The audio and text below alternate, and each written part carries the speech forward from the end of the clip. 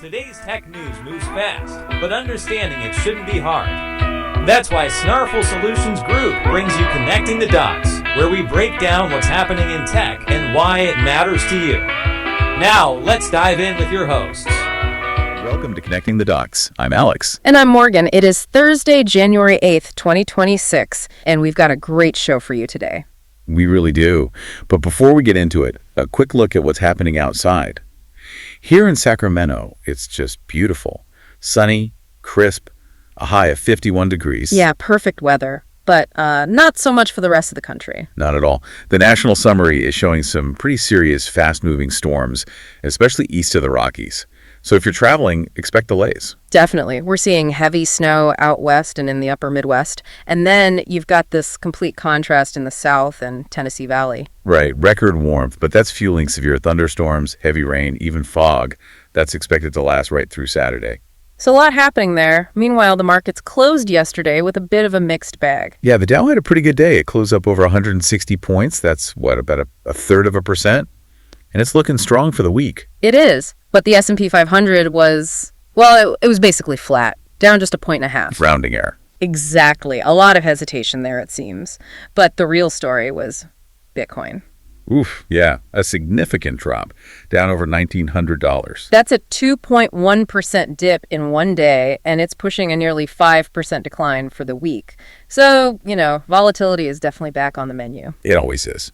Now, before we jump into our top stories from the Morningstar Report, we want to thank our first sponsor.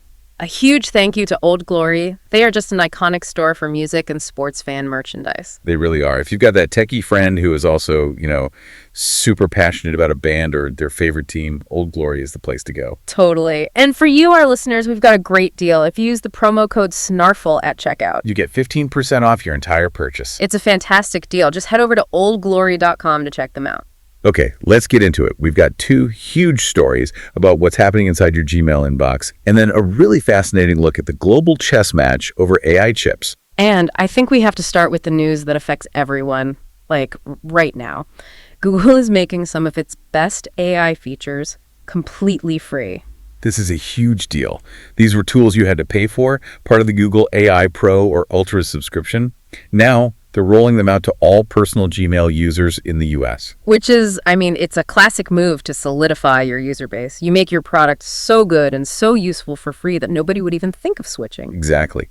So what are we getting? The first big one is, help me write. And this isn't just a simple autocomplete. We're talking about drafting entire emails from a basic prompt. Right. You could just type, write a polite follow-up about a delayed invoice, and boom, it generates a professional draft. And it goes further than that with the Refine tool. So you can write a quick, messy draft yourself and then just click a button to formalize it or shorten it or just polish the whole thing. It takes all the friction out of it. You know that feeling when you spend 5 minutes just rewording one sentence so it doesn't sound rude? Oh, absolutely. That's gone.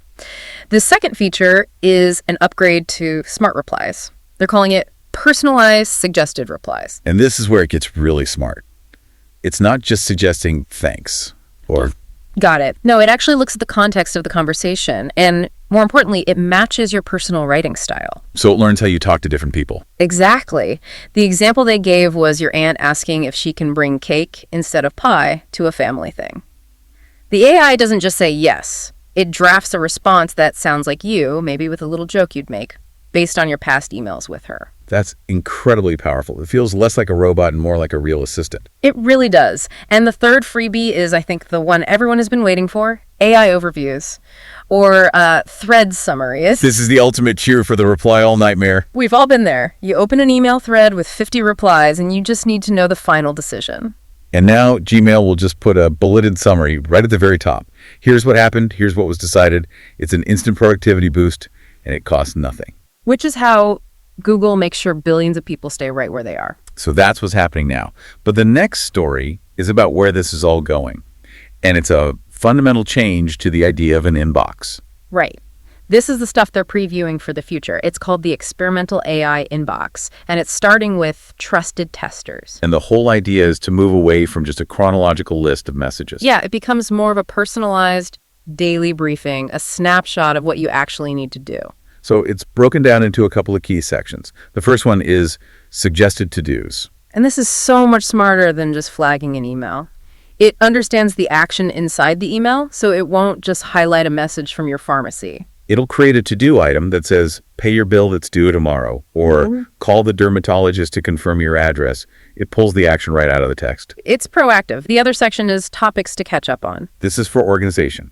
So instead of 5 separate emails from your bank, a statement, a transfer notice, a security alert, you just get one summary. One little card that says finances, and then lists the key updates.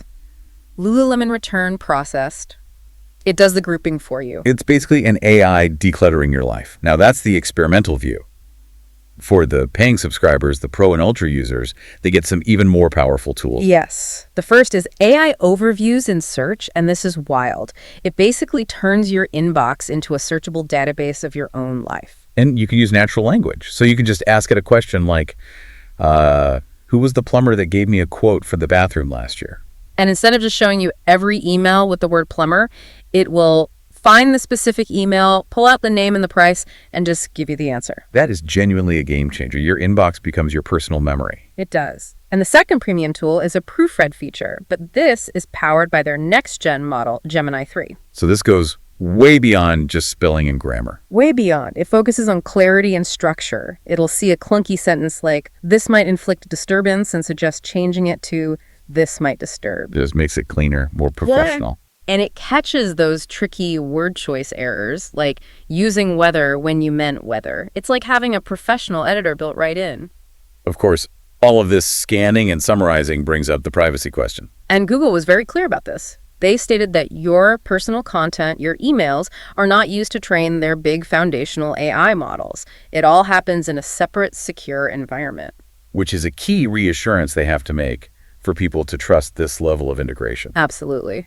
Okay, so that's the software side. Let's pivot completely to hardware and geopolitics. Yeah, this third story is a perfect example of how tech and global policy are completely intertwined now. We're talking about Nvidia, China, and a very high-stakes chip deal. The basics are that China is getting ready to approve some imports of Nvidia's incredibly powerful H200 AI chips, maybe as soon as the first quarter of this year. And we need to be clear about why the H200 matters so much.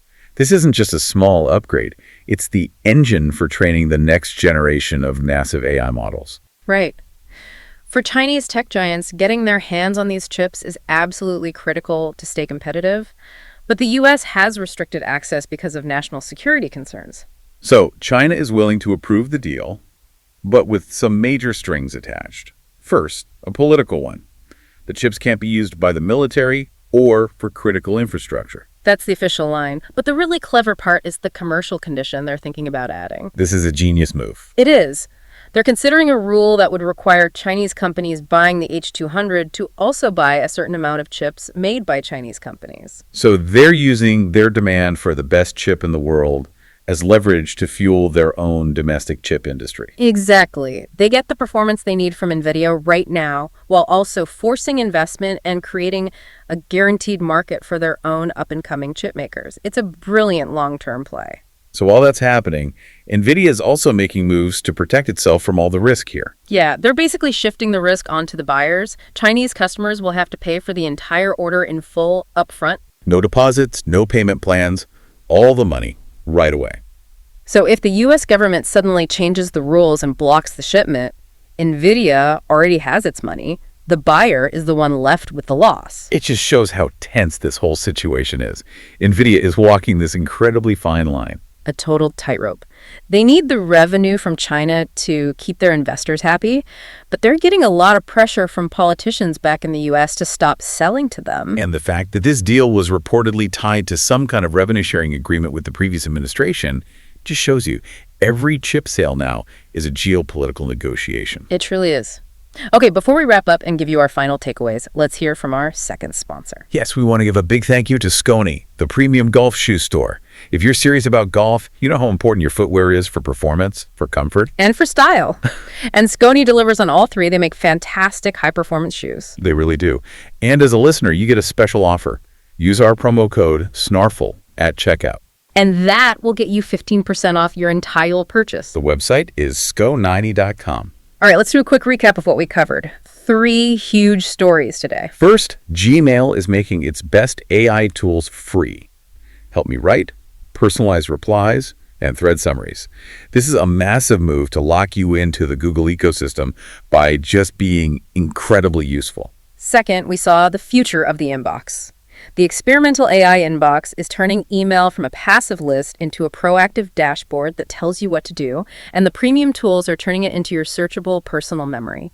And finally, the Nvidia H200 deal with China.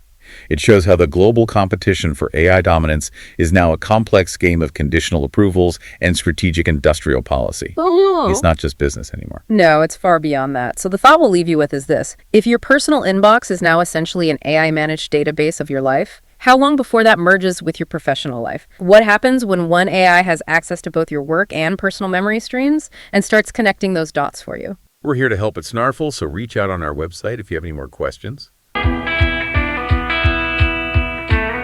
That's a wrap on today's top stories.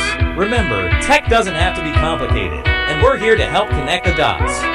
If you've got questions or want to learn more, visit us at snarful.com. Thanks for listening, and we'll catch you next time.